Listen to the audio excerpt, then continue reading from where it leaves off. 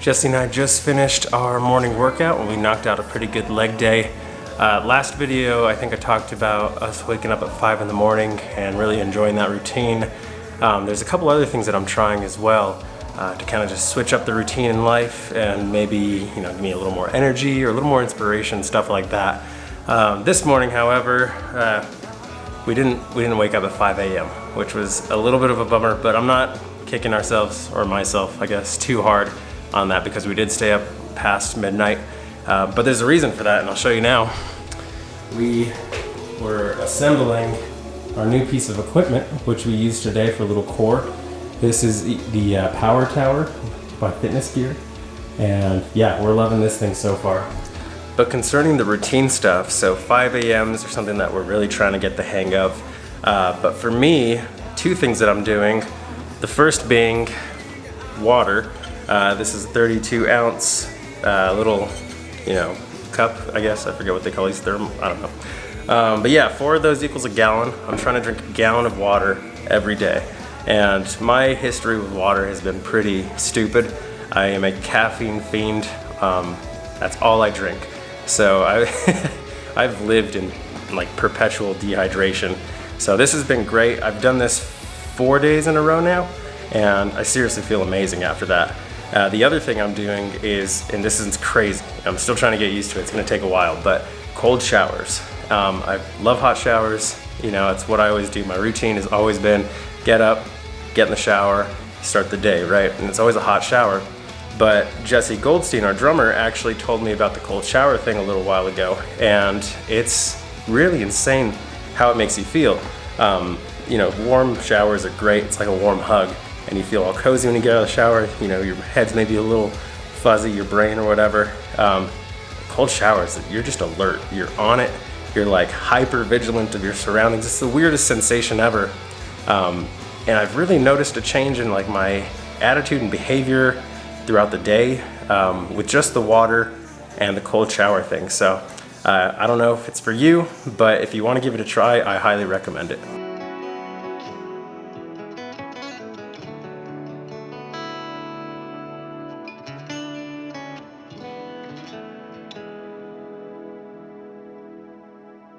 I have a meeting with a scout, I guess you would call him, with the inbound closer.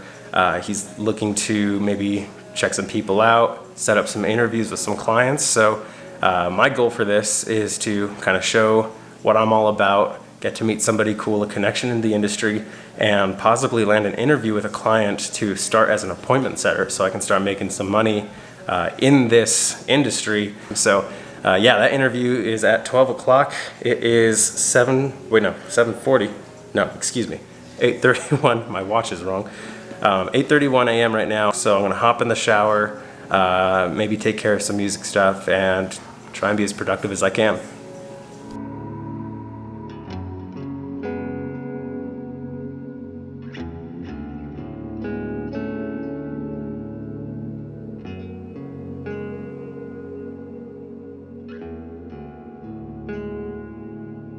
For me, it would be essentially working enough to pay my bills, pay any sort of musical expenses. It's expensive being a musician. My band just put out a record last year, and we paid $10,000 to get that mixed and mastered. Easy, and that's pretty cheap. As far as albums go. So exactly. And the funny thing about it is we didn't have any studio time. We were self-recorded, so we saved money there. Yeah, saved money there, and we paid the big bucks for the mixing and mastering, all the engineering and post-production. So, my goal, the way they correlate is one supports the other. It's like a mutualistic relationship. I just had a really cool opportunity thrown my way. I just got off the phone with a scout in the sales field that I'm trying to get into, and he let me in on this opportunity that I think I'm going to take. So I'll update you guys on that as it progresses.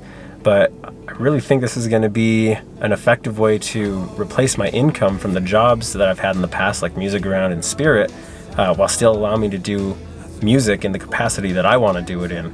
So I'm really excited right now. I can't wait to see what happens. I think next week we're going to reschedule a call and do a role play together. And I'll be the salesperson, he'll be the prospect, things like that, right?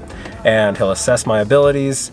There's coaching involved, there's support, so I think it's going to be a really good thing to get into, especially since this is my first time and I've never done anything like this before professionally. So we'll see how it goes. And now I think it's time to go home and play some guitar.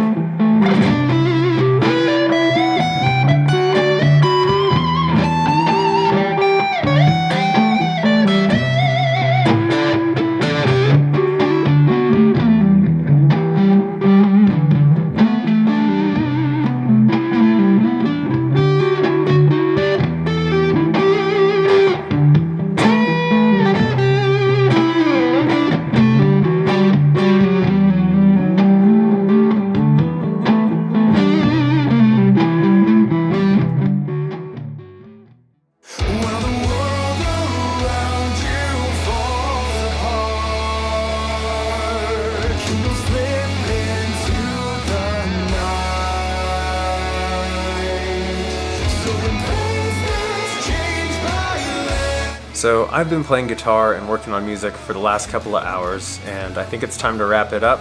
But before I do, I want to talk about something that I thought about while I was working, and that is the comfort zone.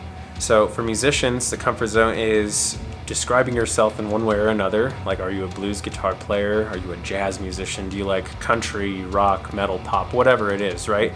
And for me, it's no secret that I'm a progressive metal guy. I love that kind of stuff, the complex and all the fun things like that. And that's what I feel comfortable doing. So obviously I'm going to do that most of the time, right? But the project that I'm working on now is completely derivative and basically the opposite of that. So I've gotten myself into a situation where I'm now super uncomfortable. I don't have all the answers, I don't have the sounds, I don't really know what I'm doing, but I'm giving it my best effort. And what that's doing for me is it's opening up my eyes to the broader spectrum of music. So because I've defined myself as a progressive metal musician, you know, if I stayed there, of course I'd learn everything there is to know about it, but in opening yourself up to the possibilities of trying something new, I think that broadens your creativity, which then you can take and implement into the kind of music that you're more comfortable doing. So I really do think it's one of the healthiest things you can do as a creative person, to step outside of your comfort zone and explore and kind of push the boundaries of what you're used to. And I really do think that that helps fight writer's block, like we talked about just a couple days ago, and really give you a unique perspective on what it is that you're doing. Because there's so many musicians and artists out there, and there's a ton of genres, right? And whatever genre you find yourself like coinciding with, there's going to be a million musicians in that same genre. So it is really hard to stand out as a musician, as a unique creative, but I think once you start kind of melding influences from different places, that gives you a really unique voice, which is something that I'm trying to experiment with a lot lately. Again, in doing this project, it's like a double-edged sword. I'm getting to have fun doing something that I'm not used to, but I'm also selfishly taking the things that I learn and I'm going to put them into Patema and influence myself in other ways. So that was a thought I had while I was working today, and I thought I'd share it with you to see if it could help any of you out.